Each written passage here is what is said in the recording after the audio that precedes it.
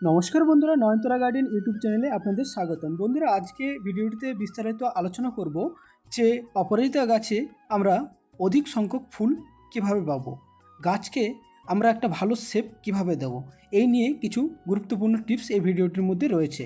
তাই বন্ধুরা আসুন জেনে নেওয়া যাক। প্রতিদিন অপরাজিতা গাছকে রোদে রাখতে হবে প্রায় 5 থেকে 6 ঘন্টা, তাহলে ফুল ভালো ফোটে।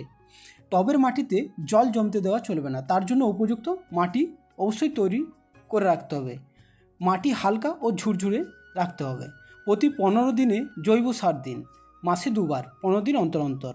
আমি ভিডিওতে যে জৈব সারটি বানিয়ে দিয়েছি সেই সারটি আপনারা পরিমাণ মতো টবের কানা ঘেঁষে ছড়িয়ে দিন। বন্ধুরা, সার দেওয়ার পর পর্যাপ্ত পরিমাণে অবশ্যই জল দিতে হবে, যাতে জল বেশিও না হয়ে যায় কমও না পড়ে যায়, সেই অনুযায়ী জল দিতে হবে। শিকড়ের বা টবের মাটিতে যদি আগাছা জন্মায় সেই আগাছাগুলো পরিষ্কার করতে হবে।